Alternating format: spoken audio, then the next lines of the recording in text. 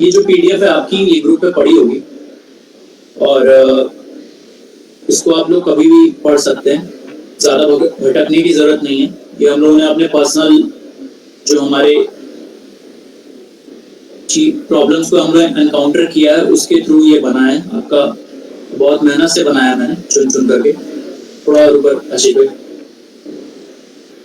एकदम से नीचे जाइए, आप एकदम नीचे जाइए, नीचे जाइए, नीचे आर्टिकल्स के और नीचे। तो आपने ये देखा होगा, आप ये देख लोगे तो जहाँ डायरेक्शंस लिखा है आप वहां पर आओ। तो ये जो पीडीएफ है इसमें आप देखोगे कि अलग अलग जो बार बार फ्रीक्वेंटली आस्क्ड क्वेश्चंस हैं उसमें क्या और कैसे लक्ष्मीकांत को पढ़ना है। बार बार ये प्रॉब्लम आप लोगों को रहती है कि लक्ष्मीकांत को कैसे टैकल करना है, इतनी मोटी किताब पूरी पढ़नी है कि नहीं पढ़नी। तो मैं सच बताऊं, मैंने लक्ष्मीकांत पूरी कभी नहीं पढ़ी थी, ना आशीष भाई ने पढ़ी थी।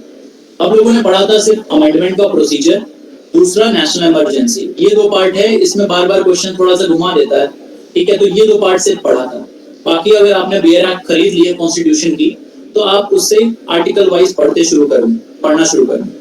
तो जिन जिन पार्टों में मैंने पी लिखा है उसका मतलब कि आपको प्रोसीजर कैसे कैसे क्या चीजें हुई हैं उन प्रोसीजर्स को पढ़ना है, ठीक है। कि जैसे टेक फॉर एग्जांपल आर्टिकल 54 है आपका, प्रेसिडेंट से रिलेट करता है। आज ही किसी ने एक क्वेश्चन पूछा था, नीचे रहने दिया आशीष, नीचे रहने दिया, कोई बात नहीं। आज ही किसी ने क्वेश्चन पूछा था ग्रुप पर कि दिल्ली और पुडुचेरी इन दो जगहों के लोग जो हैं, जो मेंबर्स ऑफ लेजिस्लेटिव असेंबली हैं, क्या ये लोग पार्टिसिपेट करते हैं प्रेसिडेंट के इलेक्शन में? तो कुछ लोगों ने बोला यस। वहां पर यस के बजाय आपका जो आंसर होना चाहिए था वो होना चाहिए था आर्टिकल 54 को देखिए आप। ये होना चाहिए था कि नहीं होना चाहिए था? क्यों? क्योंकि कहां पर लिखा है। अगर आप यस बोलते हो तो आप भी पर्टिकुलरली एक टाइप के डिलेमा में हो कि आपको भी नहीं क्लियर है क्या होना चाहिए। तो हमको ये देखना चाहिए कि क्या चीजें करनी है, ठीक है। तो आर्टिकल 54 आप जाओ, उसमें सीधे सीधे लिखा हुआ है और प्रोसीजर क्या हुआ, यही प्रोसीजर है आपका कि भाई इलेक्टेड मेंबर्स करते हैं या फिर नॉमिनेटेड भी करते हैं। ये चीज एक डाउट रहता है और ये क्वेश्चन आता है आपका कि भाई ये बताओ कि इलेक्टेड होते हैं कि या नॉमिनेटेड को भी हक होता है। वाइस प्रेसिडेंट में भी सेम इस टाइप के क्वेश्चंस होते हैं और ये चीज आप कहां से पता लगाओगे? पास्ट ईयर पेपर्स लगा करके। इसीलिए बार बार मैं एम्फसाइज करता हूं आप लोगों को कि पास्ट ईयर पेपर्स बार बार आप लोग लगाइए। दूसरा आता है पार्ट अमेंडमेंट्स, ठीक है। अमेंडमेंट नंबर कौन कौन सा करना है उसका मैंने नीचे इसी के नीचे दे रखा है, कौन कौन से अमेंडमेंट इंपॉर्टेंट है। अब कैसे, नीचे जाइए आप जरा। एक अमेंडमेंट आपका आता है रिलेटेड टू इससे, और नीचे आशीर्वाद, और नीचे जाएंगे, बस यहीं पर होगी, थोड़ा ऊपर। अब यहाँ पर आता है अमेंडमेंट नंबर 42। अमेंडमेंट नंबर 42 को मिनी कॉन्स्टिट्यूशन बोलते हैं। ये क्वेश्चन डायरेक्टली उठा के पूछ रखा है। दूसरा, इससे इतने बार क्वेश्चन आ रखे हैं ना कि सिर्फ एक ही अमेंडमेंट आप पढ़ लोगे तो ऐसा हो सकता है कि आप 1 से 2 क्वेश्चन सही कर लो, अगर इस अमेंडमेंट में क्या क्या चीजें बदली थी। और ये चीज कहाँ दे रखी है आपकी, या आप लक्ष्मीकांत में देख सकते हो या आप कहीं ऑनलाइन या तो कर लो, ठीक है, ऑनलाइन में कर लो, या फिर आप इन शॉर्ट अगर करना है आपको तो बेयर एक्ट उठा लो, बेयर एक्ट में भी दे रखी है सारी चीजें। अब रिसेंटली आपका 69th अमेंडमेंट इंपॉर्टेंट क्यों हो जाता है? क्यों हो जाता है? क्योंकि दिल्ली में जो कांड हुआ है, ठीक है, LG is equal to government जो बिल आया। अब कैसे प्रेडिक्ट करोगे आप कौन से आर्टिकल से ये रिलेटेड है, कौन से आर्टिकल से ये रिलेटेड है, उसके बाद पावर्स पहले क्या थी अब क्या है, तो ये चीजें करनी है। अब दिल्ली से रिलेटेड है तो ये चीजें ज्यादा आएंगी। क्यों? क्योंकि दिल्ली यूनिवर्सिटी बहुत ज्यादा ऑब्सेस्ड है। अगर आप पास्ट ईयर के 2007-8 के क्वेश्चन पेपर जाके उठा के देखोगे तो इवन दिल्ली यूनिवर्सिटी ने ये पूछ रखा है कि दिल्ली यूनिवर्सिटी एस्टैब्लिश कब हुई, और वो एक बार नहीं 2-3 बार ये क्वेश्चन आए हैं अलग अलग ईयर्स में, ठीक है। ये मैं कैसे बता रहा हूँ? मैं पेपर नहीं सेट करता हूँ, क्यों? क्योंकि मैंने पेपर बहुत बार लगा रखा है और वो चीजें मुझे याद है, ठीक है, तब मैं आपको बताने की स्थिति में हूँ। तो ये चीज आपको करनी है, तब आप प्रेडिक्ट कर पाओगे कैसे क्वेश्चन आने। तो ये आपका हो गया अमेंडमेंट। अब उसमें नीचे एक और चीज थी अमेंडमेंट के बाद, एक चीज थी आर्टिकल। जहां ए लिखा है वो सिर्फ आपको आर्टिकल नंबर याद करना है और ज्यादा उसके अंदर नहीं घुसना, उसका पोस्टमार्टम नहीं करना है। Learn article number and that is enough, ठीक है। उसके कंटेंट क्या है बेयर से देखना किस बारे में, ठीक है। उसके बाद है डी। डी का मतलब हो गया डेट। आपका जो डेट है वो डेट को लर्न करना है। जैसे कि सिटीजनशिप वाले पार्ट में जब आप आओगे, सिटीजनशिप वाले पार्ट में आओगे तो कुछ कट ऑफ डेट्स दे रखी हैं, ऐसे ही असम अकॉर्ड, बहुत पहले मैंने एक क्विज कराया था शायद असम अकॉर्ड पे, ग्रुप पे वो क्विज लीगल स्लेट के जो क्विज अड्डा है उस पे पड़ा होगा वो क्विज, आप स्क्रॉल करके ऊपर जाओगे तो वहां पढ़ आपको मिल जाएगा। तो असम अकॉर्ड से उसमें भी कुछ कट ऑफ डेट्स हैं, ठीक है। The PDF has been shared Shobhit भाई, जस्ट चेक द ग्रुप, ठीक है। ग्रुप पे सब कुछ पड़ा हुआ है, हमने बहुत ज्यादा किया, बस आप थोड़ी जहमत खुद की ओर से करिए, जस्ट थोड़ा सा आप उसको डिस्कवर करिए ग्रुप को, तो आपको बहुत सारी ज्वेल्स मिलेंगे उसमें से, ठीक है।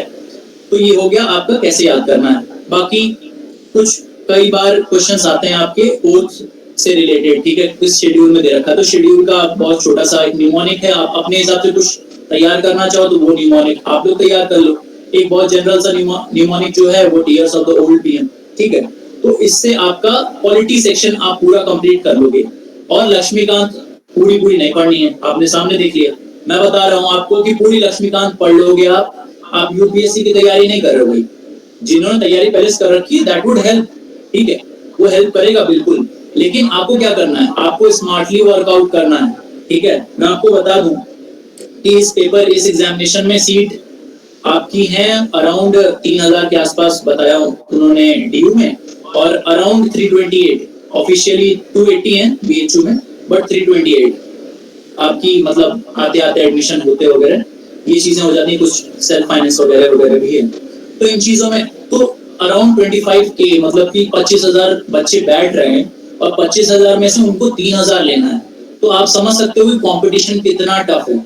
और कुछ रिपीटर्स भी हैं जिनको आइडिया है, जो ये गलतियां नहीं कर रहे हैं, तो आपको भी ये गलतियां नहीं दोहरानी है, ठीक है। आप ये गलतियां दोहराओगे तो एट लास्ट आप ही को लॉस होगा। और हम लोग तो यहाँ बता रहे हैं आपको, आप जाओगे तो इसी चीज के लिए 10-10 12 हजार रुपए दे करके ये चीजें आप मिलेगा, तब आपको लगेगा कि यार क्या ब्रह्म ज्ञान दे रहा है यार, ठीक है। तो मैं किसी को मुझे कोई प्रॉब्लम नहीं है, आपके पास है आप जाइए बिल्कुल करिए, हमको कोई, लेकिन जिन्हें प्रॉब्लम हो रही है तो बार बार उन गलतियों को आप लोग कमिट मत करिए, वरना एट लास्ट आपका क्या होगा, मैं क्या नया पढ़ूं, नया नहीं पढ़ना है भाई मेरे, रिविजन करना है। जितनी ज्यादा बार आप रिविजन करोगे उतना ही ज्यादा अच्छा होगा। सिर्फ बीएचयू जिसे देना है, आप बात उस पे आ जाए कि बीएचयू की ओर ज्यादा ओरिएंटेड है, मतलब बीएचयू ज्यादा मुझे करना है। तो मैं आपको बता दूं कि बीएचयू थोड़ा सा टफ है। टफ क्यों है? क्योंकि इनका जो क्वेश्चन पेपर होता है ना, वो आउट ऑफ द वर्ल्ड आता है। आउट ऑफ द वर्ल्ड कैसे आता है? ऐसे आता है कि आप देख सकते हो कि कभी कुछ उठा के दे देते हैं बहुत ज्यादा, कभी कुछ नहीं, ठीक है। दूसरी चीज, अगर आप एनालाइज थोड़ा डीप जाके करोगे तो कॉन्स्टिट्यूशन के ऊपर ज्यादा इन लोगों का फोकस रहता है, ठीक है। कॉन्स्टिट्यूशन के ऊपर ज्यादा फोकस करके ये लोग लीगल वाले एस्पेक्ट को छोड़ देते हैं।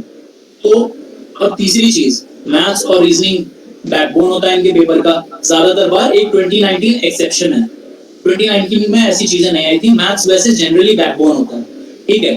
तो एसएससी वालों के साथ जिन लोगों की तैयारी एसएससी या फिर पीएससी के लेवल की है, तो उनके साथ भी आपका एक तरीके से हो जाता है, जो लोग होते हैं तो आ जाते हैं।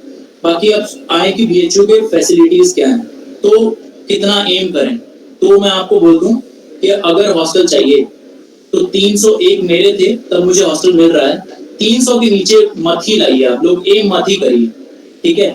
क्यों? क्योंकि मैं आपको एग्जांपल दे दूं, 301 मेरे थे और 309 किसी दूसरे के थे, जस्ट 8 नंबर के डिफरेंस में मेरी रैंक 46 थी और सामने वाले की 30 हो गई, इतना ज्यादा है।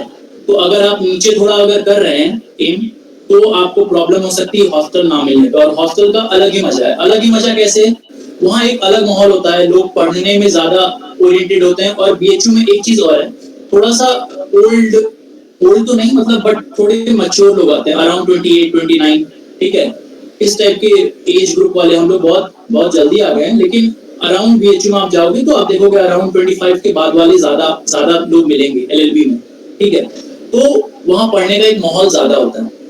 At the same time DU में बहुत हार्ड है हॉस्टल्स लेना, तो जिसको हॉस्टल वाला मजा करना है वो बीएचयू के लिए भी एक बार देख सकता है। बाकी मैं आपको बार रिकमेंड करूंगा पेपर दोनों भरने हैं।